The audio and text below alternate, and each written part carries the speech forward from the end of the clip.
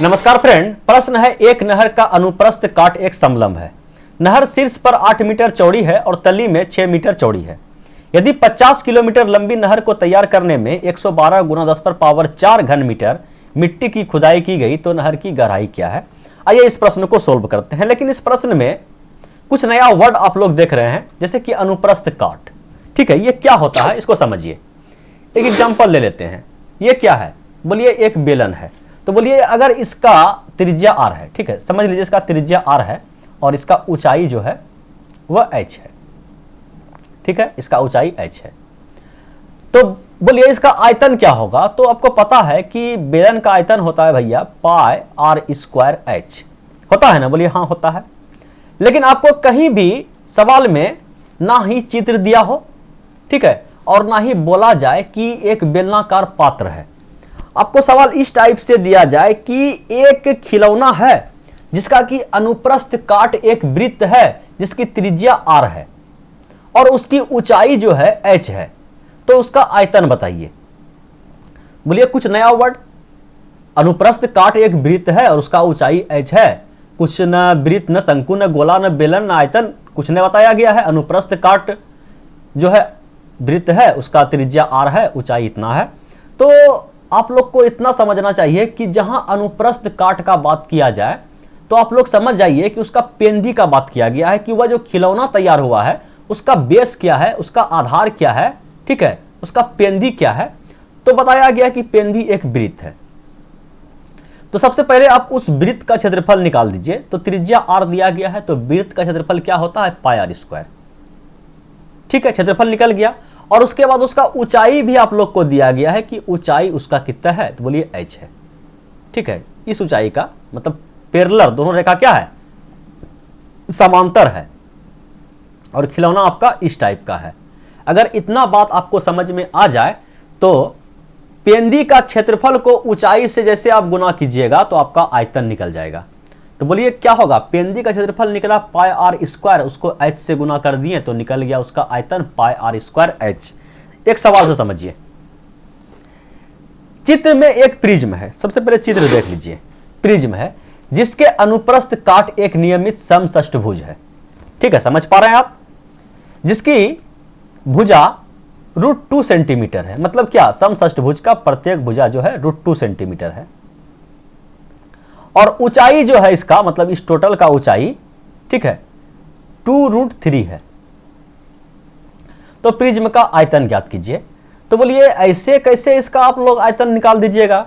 बोलिएगा एकदम निकालेंगे। पेंदी का क्षेत्रफल निकाल के उसको ऊंचाई से गुना कर देंगे। तो पेंदी का क्षेत्रफल कैसे निकालिएगा? बोलिए ये तो बता दिया गया है कि एक समषष्ठभुज है। तो एक समषष्ठभुज है और उसका प्रत्येक भुजा जो है √2 है। और आप लोग को पता है कि समषष्ठभुज को अगर इस टाइप से मिला दिया जाए तो 1 2 3 4 5 6 समबाहु त्रिभुज में बढ़ जाता है। और समबाहु त्रिभुज का नियम तो आपको पता है कि समबाहु त्रिभुज का प्रत्येक भुजा बराबर होता है और एक भुजा का मान अगर √2 है तो प्रत्येक भुजा का मान √2 ही होगा। तो समबाहु त्रिभुज का क्षेत्रफल क्या होता है भैया? बोलिए समबाहु त्रिभुज का क्षेत्रफल होता है √3/4 भुजा स्क्वायर। भुजा कितना है? बोलिए √2 पर स्क्वायर करेंगे कितना हो जाएगा? बोलिए 2। तो ये तो निकल गया एक त्रिभुज का क्षेत्रफल। लेकिन हमें चाहिए कितना त्रिभुज का क्षेत्रफल? बोलिए 6। तो इसको 6 से गुना कर दिए। ये आ गया आपका पेंदी का क्षेत्रफल। इसको अगर हम लोग ऊंचाई से गुना कर दें तो इस प्रिज्म का आयतन निकल जाएगा। इसको हम लोग 2√3 से गुना कर दिए। यहां से ये कट गया आपका 2 बार में, ये कट गया 2 से 2 मैदान साफ। 3 गुना √3 गुना √3 कितना हुआ? 3।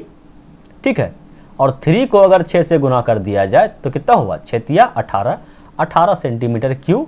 मुश्किल से 5 से 10 सेकंड के अंदर इस सवाल का आंसर आप लोग कर लीजिएगा। चलिए एक सवाल और देख लीजिए, उसके बाद हम लोग उस सवाल पे आएंगे। नीचे एक आयताकार पिरामिड दिया गया है, ठीक है, जिसके आधार की लंबाई 15 सेंटीमीटर और चौड़ाई 8 सेंटीमीटर है। यहां अनुप्रस्थ काट हटा दिया और पिरामिड लगा दिया। कोई दिक्कत? बोलिए कोई दिक्कत नहीं। तो सबसे पहले इसका आधार का क्षेत्रफल हम लोग निकाल देते हैं।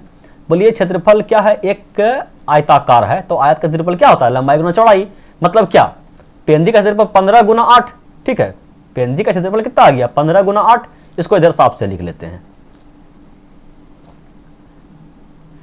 पेंदी का क्षेत्रफल आ गया आप लोग के पास आधार गुना ऊंचाई 15 गुना 8, ठीक है। कोई दिक्कत, बोलिए कोई दिक्कत नहीं। और दिया गया है कि पिरामिड की ऊंचाई 20 सेंटीमीटर है। अगर हम इसको ऊंचाई से गुना कर दें तो इसका आयतन निकल जाएगा। बोलिए कैसे निकल जाएगा, इसको अगर हम गुना करते हैं तो ये ऊपर जो आके त्रिभुज बन गया है, ये त्रिभुज नहीं बनना चाहिए। डायरेक्ट अगर 20 से आप गुना करते हैं तो जैसे पेंदी में है ना, ये समांतर रेखा चलना चाहिए। ये रेखा तो एक जगह मिल गया, मतलब इसमें शंकु वाला नियम लागू हो रहा है। तो शंकु का आयतन क्या होता है, 1/3 से शुरू होता है, तो 1/3 से आप लोग इसको गुना कर दीजिए, ठीक है। समझ पा रहे हैं, धीरे धीरे लेवल बढ़ा रहे हैं, उस सवाल तक आपको पहुंचा रहे हैं, ध्यान से देखते रहिए। तो बोलिए एकदम कटाइए, 3 से कटाइए 5 बार में, और 8 पंचे 40, 40 दूना 80, 800 सेंटीमीटर क्यूब इस सवाल का 110% करेक्ट आंसर है। बोलिए समझने में कोई दिक्कत तकलीफ परेशानी, बोलिए कोई दिक्कत तकलीफ परेशानी नहीं है। चलिए एक और सवाल देख लीजिए। सवाल क्या है, चित्र में एक खलियान है, इस खलियान का आयतन ज्ञात करें। बोलिए इस खलियान का आयतन कैसे निकालिएगा, ऊपर तो देख रहे हैं कि अब झोपड़ी उपड़ी बन गया है, तो कैसे निकालिएगा। तो यहां देख रहे हैं कि नीचे तो एक आयत है, ठीक है, ये इसको घनाभ बोल दीजिए। घनाभ का तो निकाल दीजिएगा, फिर त्रिभुज का कैसे निकालिएगा। तो उतना झमेला में आप लोग को नहीं पढ़ना है। ये फिगर कैसे कैसी है, बोलिए ये फिगर ऐसे ऐसी है, तो हम लोग इसका आयतन निकालने के लिए इस फिगर को ऐसे ऐसी देखेंगे, ठीक है, कि मेरा फिगर इस टाइप का बना हुआ है, ऐसे ऐसी खड़ा है। अभी फिगर इस टाइप से दिया गया है, लेकिन हम लोग इस फिगर को लंबा लंबी खड़ा कर देंगे, उसके बाद इसका आयतन निकालेंगे। उससे क्या फायदा होगा कि इसका अनुप्रस्थ काट का क्षेत्रफल निकल जाएगा, पेंदी का क्षेत्रफल आप लोग निकाल दीजिएगा। बोलिए कैसे निकाल देंगे, ये सब लाइन क्या है, समांतर है, तो पेंदी आपका ये हो गया, और ये आपका जो ऊंचाई हो जाएगा, ये 15 फीट जो इसका लंबाई है, ये ऊंचाई में बदल जाएगा। तो सबसे पहले आप पेंदी का क्षेत्रफल निकालिए। बोलिए पेंदी में एक वर्ग है, 10 10 है, तो इसका हो गया 100, ठीक है, और इसका 10 10 10 है, तो ये √3/4 भुजा स्क्वायर, मतलब क्या √3/4 और 10 × 10 100, ठीक है। तो इसको करा दीजिए, ये हो गया आपका 25 √3 प्लस 100, तो इसको 100 और प्लस 25 √3, ये आ गया आप लोग का क्या, पेंदी का क्षेत्रफल। अगर इसको ऊंचाई क्या हो जाएगा 15 से अगर आप गुना कर दीजिएगा तो जो भी आंसर आएगा वह आयतन आ जाएगा इस खलियान का। बोलिए समझने में कोई दिक्कत तकलीफ परेशानी, बोलिए कोई दिक्कत तकलीफ परेशानी नहीं है गुरुजी। अब इस सवाल को देखिए, चित्र में 10 सेंटीमीटर लंबा एक प्रिज्म है, ठीक है, देख रहे हैं, जिसकी अनुप्रस्थ काट एक समद्विबाहु चतुर्भुज है, जिसकी समांतर भुजा की लंबाई 6 सेंटीमीटर 12 सेंटीमीटर तथा ऊंचाई 4 सेंटीमीटर है। तो आप देख रहे हैं कि समांतर भुजा ये और ये समांतर है, ये भुजा और ये समांतर है, और इसका ऊंचाई भी दिया गया है, ठीक है। ऊंचाई कहने का मतलब लंबवत ऊंचाई, ये 4 दिया गया है। तो सबसे पहले हम लोग पेंदी का क्षेत्रफल निकाल देते हैं। तो पेंदी का क्षेत्रफल क्या हो जाएगा, इस टाइप का अगर चतुर्भुज आप लोग के पास आ जाए तो इसका कैसे निकालते हैं क्षेत्रफल। बोले 1/2 समांतर भुजा का योग गुना ऊंचाई। तो समांतर भुजा का योग कितना है, बोलिए 12 6 18, और गुना ऊंचाई 4। तो ये तो निकल गया भैया आपका पेंदी का क्षेत्रफल। इसको अगर ऊंचाई से गुना कर दें, ऊंचाई कितना है, बोलिए 10, इस ऊंचाई से, तो पूरे एरिया का क्षेत्रफल निकल जाएगा। बस इसको आप सोल्व कर दीजिए और आंसर चिपका दीजिए। बोलिए ये कट गया गुरुजी आपका 9 बार में, 9 4 36, 36 पर 1 0, 360 क्या है, घन है या क्या है, सेंटीमीटर है, सेंटीमीटर क्यूब इस सवाल का 110% करेक्ट आंसर है। तो चलिए भैया बढ़ते हैं वो उस सवाल पे जिस सवाल को हम लोग छोड़ के इतना सवाल को सोल्व किए। पहला सवाल यही है ना, पहला सवाल, एक नहर का अनुप्रस्थ काट एक समलंब है। नहर शीर्ष पर 8 मीटर चौड़ी और तली में 6 मीटर चौड़ी है। 50 किलोमीटर लंबी नहर को तैयार करने में इसका आयतन दे दिया गया है। तो नहर की गहराई ज्ञात कीजिए, ठीक है। कहने का मतलब ये हो गया कि ये नहर है, फिगर से आप समझ रहे हैं। इसका जो है चौड़ाई देख रहे हैं कि ये जो चौड़ाई है शीर्ष पर 8 मीटर चौड़ा है और पेंदी पर 6 मीटर चौड़ा है, ठीक है। और इसका ऊंचाई तो सब जगह ऊंचाई बराबर ही होगा, तो ऊंचाई जो है हमें पता नहीं है, ऊंचाई को h मान लिए। लेकिन इसका लंबाई दिया गया है ना, लंबाई दिया गया है, लंबाई कितना है बोलिए 50 किलोमीटर। तो 50 किलोमीटर को मीटर में बदल दीजिए, बोलिए 3 जीरो से चिपका दीजिए, ये आपका मीटर में कन्वर्ट हो गया। तो आप लोग फिगर को कैसे देख रहे हैं, ऐसे देख रहे हैं, लेकिन हम फिगर को कैसे देखेंगे, बोलिए ऐसे देखेंगे, ठीक है। तो अगर फिगर को हम लोग ऐसे देखेंगे, इस टाइप से देखेंगे, तो पेंदी का क्षेत्रफल हम लोग सबसे पहले निकाल देंगे।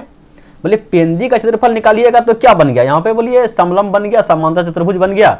तो समांतर चतुर्भुज का क्षेत्रफल निकाल देंगे तो पेंदी का अनुप्रस्थ काट का क्षेत्रफल निकल जाएगा। तो इसका क्षेत्रफल क्या होता है 1/2 समांतर भुजा का योग 6 6 12 13 14 और गुना ऊंचाई, ऊंचाई तो हमें पता नहीं है, ऊंचाई h। यह पेंदी का क्षेत्रफल निकला और इसको लंबाई से या ऊंचाई से गुना कर दें तो पूरे का आयतन निकल जाएगा। तो इसका दिया गया है लंबाई या ऊंचाई कितना है 50,000, ठीक है। 50 पर कितना जीरो, 3 जीरो, 1 2 3। यह किसके बराबर दिया गया है, तो ये दिया गया है कि 112 आयतन दिया गया ना, 112 गुना 10 पर पावर 4। तो इसको हम बराबर कर देते हैं 112 गुना 10 पर पावर 4, तो इस पर 4 जीरो, 1 2 3 4 जीरो। बोलिए यहाँ से 4 जीरो, यहाँ से 4 जीरो खत्म, ये कट गया आपका 7 बार में, 7 पचे 35। तो 35 तिया कितना होता है, तो बोलिए 35 तिया होता है गुरुजी 105। 105 बचा कितना 7 5 12, ठीक है। 3 बार में खिलाए हैं, 3 बार में खा लिया आपका 105 बचा 7 पॉइंट दिए 70 हुआ। तो 35 दूना 70 तो 3.2। तो कितना सेकंड लगा, 12 सेकंड अधिक बता दिए हम क्या, 10 सेकंड इस सवाल को सोल्व करने के लिए काफ़ी है, ठीक है। यही था भैया आज का लास्ट सवाल। वीडियो अच्छा लगा तो लाइक कर दीजिए। Thanks for watching video.